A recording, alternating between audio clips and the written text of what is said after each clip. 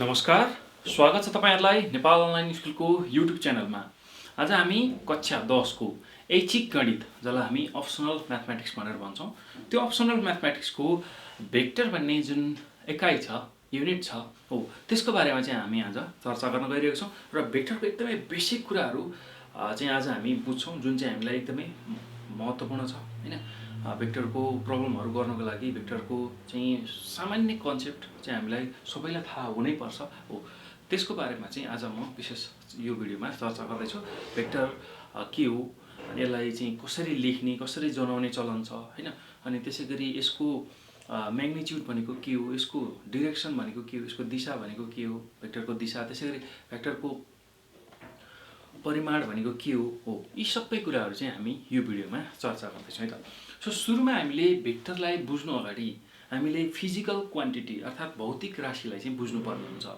र भौतिक राशि भनेको त्यस्तो खालको राशि जसलाई चाहिँ हामीले नाप्न सक्छौं, अर्थात नाप्न सक्ने खालको चाहिँ राशिलाई हामी भौतिक राशि भनेर भन्छौं, फिजिकल क्वान्टिटी भनेर भन्छौं। जस्तै कि तौल, हैन, त्यसैगरी चाहिँ समय लगायत दूरी, वेग, यी सबै कुराहरु चाहिँ हामीले नाप्न मिल्छ, हैन। सो नाप्न मिल्ने राशिलाई हामी भौतिक राशि भनेर भन्छौं। ज्ञान, हैन, घनत्व, बल, दूरी, तौल, उचाइ, यी सबै कुराहरु चाहिँ के अन्तर्गत पर्छ भन्दाखेरि भौतिक राशि अन्तर्गत पर्छ।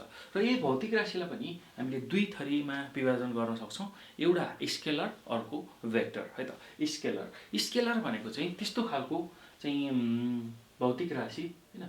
सो त्यसलाई चाहिँ हामीले अब भौतिक राशिकै रूपमा पनि लिन सक्छौं र जसलाई चाहिँ हामीले जसको मानलाई चाहिँ संख्या र एकाइमा व्यक्त गर्न सक्छौं, हैन। सो एउटा कुनै सर्टेन भ्यालुलाई चाहिँ हामीले संख्या अथवा एकाइ अर्थात मानको रूपमा व्यक्त गर्न सक्छौं, हैन।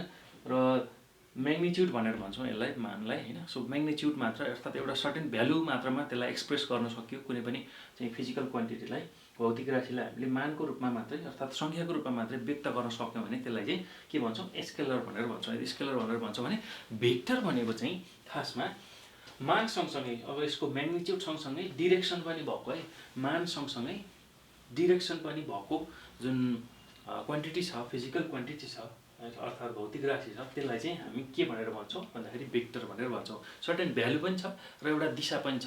जस्तै कि अब यसलाई बुझौं, जस्तै कि दूरी भन्ने बित्तिकै एउटा निश्चित चाहिँ दूरी भन्ने बित्तिकै एउटा निश्चित चाहिँ मिटर होला, सेन्टिमिटर होला, किलोमिटर होला, हैन। तर यो गति भन्दैछ, हैन। सो भेलोसिटी भनेपछि एउटा निश्चित दिशातर्फ मात्रै चाहिँ हामी अगाडि बढेको हुनुपर्छ, हैन। एउटा डिस्प्लेसमेन्ट गराएर एउटा ठाउँबाट विस्थापित भएर अर्को ठाउँमा हामी पुगेको हुनुपर्छ, एक ठाउँबाट विस्थापित भएर अर्को ठाउँमा चाहिँ पुगेको हुनुपर्छ र त्यहाँ एउटा निश्चित दिशा हुन्छ, एउटा निश्चित बाटो हुन्छ, निश्चित चाहिँ डाइरेक्सन हुन्छ, हैन, दिशा हुन्छ। त्यो कुरा हामीले बुझ्नु पर्यो। मान सँगसँगै यदि दिशा आयो भने चाहिँ सँगै मानको साथसाथै दिशा कुन डाइरेक्सनमा, अब पोजिटिभ हाम्रो जुन एक्स खण्डतिर हो कि अथवा चाहिँ एक्स अक्षतिर हो कि वाइ अक्षतिर हो कि, हैन। सो त्यो हामीले हेर्न सक्छौं है त। सो त्यही भएर यसलाई चाहिँ हामी भेक्टर भनेर बुझ्न सक्छौं है त, जसको चाहिँ मान पनि छ र एउटा दिशा, निश्चित दिशा पनि छ भने त्यसलाई चाहिँ हामी भेक्टर भनेर भन्छौं है त।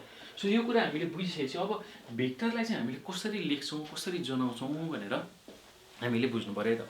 सो भेक्टरलाई प्राय जसो लेख्दाखेरि चाहिँ हामीले कसरी लेख्छौं भन्दाखेरि अंग्रेजी अक्षरहरुले लेख्छौं। अंग्रेजी अक्षरमा पनि गाढा अंग्रेजी अक्षर बनाएर चाहिँ हामीले भेक्टरलाई लेख्ने चलन छ। जस्तै कि अब अंग्रेजी अक्षरको चाहिँ जस्तै कि यसरी OA र अनि अर्को के गर्छौं भन्दाखेरि यसरी माथि एरो दिन्छौं, एरो, यस्तो खालको एरो चाहिँ प्रयोग गरेर चाहिँ हामीले भेक्टरलाई लेख्ने गर्छौं, जनाउने गर्छौं। अब कसरी चाहिँ यसलाई बुझ्ने अझै सजिलो तरिकाले भन्दाखेरि मानिलियौ कुनै एउटा चाहिँ यो 00 भन्ने चाहिँ एउटा सुरुको बिन्दु छ, यसलाई हामी चाहिँ ओरिजिन पनि भनेर भन्छौं, हैन। सो उद्गम बिन्दु भनेर भन्छौं। अहिले यस्तो उद्गम बिन्दु मैले लिँदै छु र एउटा निश्चित चाहिँ दिशातिर मैले चाहिँ थोरै लाइन ताने, हैन, लाइन ताने अर्थात यसको केही मान होला, एक्स वाइ भन्ने मान होला, हैन। यति बेला चाहिँ अब यो ओ र ए लाई चाहिँ हामीले हेर्ने हो भने यसलाई चाहिँ OA को रूपमा, भेक्टरको रूपमा यसरी लेख्न सक्छौं है त। सो यो एउटा निर्देशित रेखाखण्ड जुन OA छ त्यसलाई हामीले निर्देशित रेखाखण्ड O देखि A सम्मलाई चाहिँ एरो हेड राखेर लेख्यौँ भने एरो राखेर लेख्यौँ भने त्यसलाई चाहिँ हामी भेक्टर भनेर भन्छौँ है त। सो यसरी हामीले यसलाई बुझ्नुपर्छ। एउटा निर्देशित रेखाखण्ड छ हैन OA भन्ने O देखि A सम्म।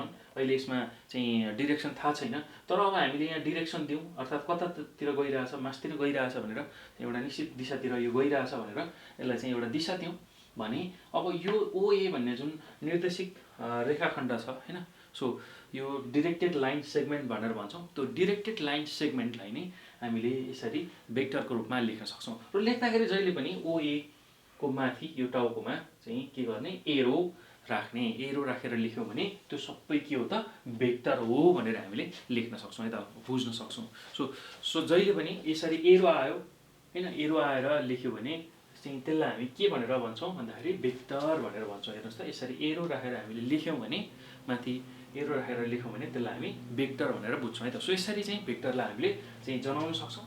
र जहिले पनि अङ्ग्रेजी अक्षरले जनाउँछौँ, अङ्ग्रेजी अक्षरको गाढा अङ्ग्रेजी अक्षरले हामीले जनाइरहेका हुन्छौँ र माथि एरो दिने बित्तिकै त्यसलाई हामी भेक्टर भनेर बुझ्नु पर्यो है त। अनि अर्को कुरा भनेको अब यो भेक्टरलाई, यो भेक्टरको विभिन्न फर्म छ हैन, यो भेक्टरलाई चाहिँ हामीले एउटा पंक्ति र लहरमा चाहिँ लेख्न सक्छौँ। जस्तै कि OA भेक्टर भन्ने चाहिँ भेक्टरलाई हामीले पंक्ति, यो पंक्ति र यो लहरमा चाहिँ लेख्न सक्छौँ। यसरी लेख्यौँ, तेर्सो लेख्यौँ भने त्यो के हुन्छ पंक्ति हुन्छ, रोमा लेख्न सकिन्छ हैन, रो भन्छौँ यसलाई। र यसरी ठाडो लेख्यौँ भने त्यसलाई चाहिँ हामी के भन्छौँ कोलम भनेर भन्छौँ अर्थात् लहर भनेर भन्छौँ। यसरी चाहिँ भेक्टरलाई लेख्न सकिन्छ है त, पंक्तिमा पनि लेख्न सकिन्छ, लहरमा पनि हामीले लेख्न सकिन्छ। अब अर्को कुरा के छ भन्दाखेरि जुन यो x भन्ने छ हैन, सो यो y भन्ने छ, यो चाहिँ x खण्ड र y खण्डको रूपमा हामीले यसलाई बुझ्न सक्छौँ है त। सो x कम्पोनेन्ट र y कम्पोनेन्ट भनेर बुझ्छौँ। र x को भ्यालुलाई हामी x कम्पोनेन्ट र y को भ्यालुलाई चाहिँ y कम्पोनेन्ट है त। सो अब मानिलियो यो x1 y1 यहाँ छ भने x1 y1 भनेको यो x1 भनेको x खण्ड पो र y1 भनेको y तिरको खण्ड पो। x तिर कति गयो, y तिर कति गयो। जस्तै कि म चाहिँ यहाँबाट हैन, सो एउटा यो बिन्दुबाट चाहिँ यहाँसम्म पुग्नु पर्यो भने म यहाँदेखि यहाँसम्म कति पुगेँ र यहाँदेखि यहाँसम्म कति पुगेँ भन्ने कुरा हेर्ने हो नि त हामीले। खासमा यहाँदेखि यहाँसम्म पुग्नु पर्यो भने म यसरी यता पहिला x तिर मुभ गर्छु, x तिर जान्छु र अनि y तिर जान्छु है त। सो अब यसरी चाहिँ हामीले के गर्छौँ भन्दाखेरि यो x खण्ड र y खण्डलाई चाहिँ छुट्याउन सक्छौँ, x खण्ड र y खण्ड भनेर बुझ्न सक्छौँ है त। सो यसरी हामीले यसलाई बुझ्न सक्छौँ। र अब यस्तो छ, x खण्ड र y खण्डलाई हामीले चाहिँ अब यही पंक्ति र लहरमा पनि लेख्न सक्छौँ। x खण्ड र y खण्ड यदि चाहिँ p भन्ने पोइन्ट अथवा चाहिँ कोअर्डिनेट चाहिँ x1 y1 छ र q भन्ने चाहिँ कोअर्डिनेट x2 y2 छ भने त्यति बेला pq भेक्टर भनेको चाहिँ यो x खण्ड माथि y खण्ड तल यसरी चाहिँ हामीले घटाएर लेख्छौँ, x2 - x1 र y2 - y1 गरेर लेख्छौँ है। सो यो चाहिँ हामीलाई प्रयोग हुन्छ एकदमै म्याक्सिमम। हामीले x खण्ड र y खण्डको भ्यालु निकाल्नको लागि यो चाहिँ प्रयोग गर्छौँ, यो फर्मुला प्रयोग गर्छौँ, यो सूत्र प्रयोग गर्छौँ। किनभने हामीसँग दुईवटा छ पोइन्ट p देखि यहाँ p देखि q सम्मको चाहिँ दुईटा पोइन्ट छ र अब कति दूरीमा हो, कति चाहिँ त्यसको चाहिँ दूरी हो हैन, कति चाहिँ त्यसको चाहिँ परिमाण हो, म्याग्निट्युड हो र त्यो कति चाहिँ त्यसको चाहिँ भ्यालु हो भनेर पत्ता लगाउनु पर्यो भने हामीले के गर्छौँ भन्दाखेरि x2 - x1 अर्थात् x खण्डलाई एक ठाउँमा र y खण्डलाई अर्को ठाउँमा राख्छौँ। x खण्डको चाहिँ अब यसरी लेख्दाखेरि x2 - y1 र y2 - y1 लेख्न सक्छौँ। यो चाहिँ हामीले यसरी लहरमा लेख्यौँ र पंक्तिमा पनि हामीले यसरी लेख्न सक्छौँ x खण्ड र y खण्ड भनेर है त। सो यति कुरा चाहिँ हामीले बेसिक कुरा जान्न पर्यो। अब यो पछि भेक्टरको म्याग्निट्युड र भेक्टरको डिरेक्सनको बारेमा हामी चर्चा गरौँ है त। सो भेक्टरको म्याग्निट्युड भनेको भेक्टरको परिमाण हो अर्थात् सर्टेन भ्यालु हो हैन। सो यसलाई सिधा रूपमा बुझ्दाखेरि भेक्टरको सर्टेन एउटा चाहिँ भ्यालु हो अथवा चाहिँ यसलाई अझै क्लियरली कसरी पनि बुझ्न सकिन्छ भन्दाखेरि कुनै भेक्टर जनाउने निर्देशित रेखाखण्डको लम्बाइ नै उक्त भेक्टरको परिमाण हो भनेर हामीले बुझ्नुपर्ने हुन्छ। जस्तै कि एउटा कुनै एउटा भेक्टर छ, जस्तै कि यहाँदेखि यहाँसम्मको मैले एउटा भेक्टर लिएँ हैन। सो यो भेक्टर छ, यहाँ x1 y1 छ अनि यहाँ x2 y2 छ, भने अब यो जुन निर्देशित रेखाखण्ड छ हैन, सो यसलाई AB भनेर मानौँ, मैले AB भनेर माने भने यो एबी भन्ने जुन निर्देशित रेखाखण्ड छ, अब निर्देशित किन भनेको त भन्दाखेरि एउटा निर्देशन एउटा चाहिँ दिशा भइसक्यो, यसको एउटा यतिर चाहिँ यो गइरहेछ भनेपछि कुनै एउटा भेक्टर जनाउने निर्देशित रेखाखण्डको चाहिँ लम्बाइ ए देखि बी सम्मको जुन लम्बाइ छ, यो लम्बाइ नै के हो त भेक्टरको परिमाण हो, अर्थात् भेक्टरको म्याग्निट्युड हो भनेर हामीले बुझ्नुपर्ने हुन्छ है त। सो एबी को यो जुन लम्बाइ छ, लेन्थ छ, यसलाई नै हामी के भनेर भन्ने रहेछौँ, भेक्टरको परिमाण अथवा म्याग्निट्युड भन्ने रहेछ नि त। किनभने एबी एउटा चाहिँ डिरेक्टेड लाइन सेगमेन्ट हो, निर्देशित रेखाखण्ड हो र यसको लम्बाइ नै यसको म्याग्निट्युड हो अथवा भेक्टरको चाहिँ के हो त परिमाण हो भनेर हामीले बुझ्न सक्छौँ। यसरी चाहिँ यसलाई बुझ्न सकिन्छ है त। अब यो पछि यस्तो खालको चाहिँ अब यो म्याग्निट्युडलाई कसरी जनाउने भन्दाखेरि म्याग्निट्युडलाई जनाउनको लागि यसरी हामीले यो मोडुलस साइनको प्रयोग गर्छौँ। यसरी कुनै एउटा भेक्टर मैले लेखेँ, ओपी भन्ने भेक्टर लेखेँ भने अब यसलाई मैले यसरी दुईतिर ठाडो धर्कोले चाहिँ यसलाई घेरेँ भने यसलाई चाहिँ मोडुलस भनेर भन्छौँ हैन। सो यसलाई मोडुलस भनेर भन्छौँ, अर्थात् निरपेक्ष मान भनेर भन्छौँ हैन। सो निरपेक्ष मानको रूपमा यसरी यसलाई लेख्यौँ भने यसलाई चाहिँ हामी के भनेर भन्छौँ भन्दाखेरि भेक्टरको चाहिँ म्याग्निट्युडलाई यसरी जनाउँछौँ भन्ने कुरा बुझिन्छ है त। सो यसरी ओए भेक्टरको म्याग्निट्युड यसरी लेखिन्छ हैन। सो मोडुलस लिँदाखेरि के हुन्छ भन्दाखेरि अब एक्स खण्ड र वाइ खण्ड यसरी छुट्याएर लेख्छौँ। एक्स खण्ड एक ठाउँमा र वाइ खण्ड अर्को ठाउँमा। एक्स खण्डमा हामीले के गरेका थियौँ, एक्स खण्ड निकाल्दा x2 - x1 गरेका थियौँ र y2 - y1। अहिले x2 y2 भनेको xy छ, x1 y1 भनेको 0 छ, त्यही भएर x - 0 को स्क्वायर प्लस y - 0 को स्क्वायर गर्छौँ र यसरी √x² प्लस y² आउँछ है त। सो यसरी हामीले चाहिँ यसलाई लेख्न सक्छौँ, अर्थात् एक्स खण्डको स्क्वायर प्लस वाइ खण्डको स्क्वायर। सो यसलाई अझै क्लियरली बुझ्ने भने यसरी p र q भेक्टर यसरी x1 y1 x2 y2 दिएको छ भने अब pq को चाहिँ म्याग्निट्युड निकाल्नु पर्यो भने, यसको चाहिँ लम्बाइ निकाल्नु पर्यो भने के हो त, कसरी गर्ने, pq को मोडुलस लिने, यो भनेको √x2 - x1 को स्क्वायर प्लस y2 - y1 को स्क्वायर भनेर हामीले बुझ्न सक्छौँ है त। सो यसलाई चाहिँ यसरी हामीले बुझ्नुपर्ने हुन्छ। अब यति कुरा जानिसकेपछि भेक्टरको दिशाको बारेमा है थोरै चर्चा गरौँ, अर्थात् भेक्टर कतापट्टि गइरहेको छ, यसको चाहिँ दिशा कतापट्टि छ। दिशा भनेको चाहिँ अब यसको खासमा चाहिँ यसको जुन एङ्गल हैन, कति एङ्गल बनाएर चाहिँ गइरहेछ, कति एङ्गल छ भनेर त्यो जुन एङ्गल निकाल्छौँ, कोण निकाल्छौँ, त्यसलाई नै हामी के भनेर भन्छौँ भन्दाखेरि भेक्टरको दिशा।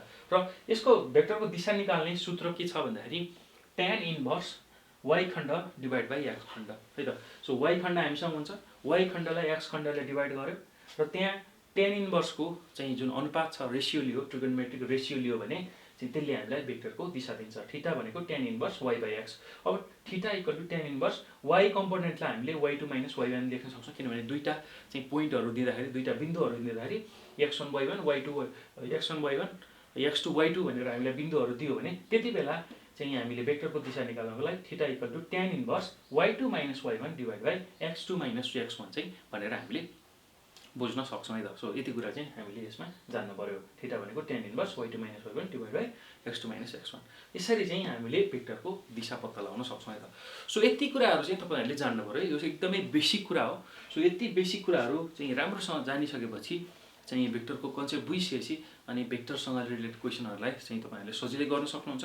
र यो विशेष गरेर 9 क्लासमा पनि हामीले पढेकै कुरा हो, 9 क्लासमा पनि हामीले चाहिँ यसको बारेमा चाहिँ डिटेलली पढेकै कुरा हो। त्यसलाई मैले रिभ्यू गराएँ ताकि तपाईँहरूलाई चाहिँ बेसिकबाटै धेरै कुराहरू बुझेर 10 क्लासमा भएको सबै कुराहरू कभर गर्न सजिलो होस् है त। सो यति कुरा चाहिँ मैले यसमा यो भिडियोमा गरेँ र हामी अब नेक्स्ट भिडियोमा चाहिँ यसको चाहिँ भेक्टरका विभिन्न प्रकारहरू छ, त्यो प्रकारहरूको बारेमा र भेक्टरका विभिन्न चाहिँ अब एडिसन, सबट्र्याक्सन जस्तो चाहिँ अपरेसन छ हैन। सो भेक्टरको अपरेसन भनेर भन्छौँ त्यसलाई, अनि जसमा चाहिँ भेक्टरलाई जोड्ने हैन, भेक्टरलाई चाहिँ घटाउने, गुणन गर्ने, यी यस्ता सबै कुराहरू चाहिँ हामीले सिक्नेछौँ है त। सो त्यो भिडियो पनि तपाईँहरूले नछुटाइकन हेर्नु होला र हाम्रो एक्सर्साइजका चाहिँ भिडियोहरू, एक्सर्साइज भन्दा पनि पास्टमा सोधेका क्वेसनहरूको सोल्युसनहरू पनि भेक्टर सम्बन्धी चाहिँ सोल्युसनहरू पनि हामीले गराएर राखेका छौँ। सो त्यो पनि भिडियो चाहिँ नछुटाइकन हेर्नु होला है त। सो कुनै पनि भिडियो नछुटाइकन हेर्नु होला, एकदमै मोस्ट इम्पोर्टेन्ट भिडियोहरू चाहिँ रहेको छ।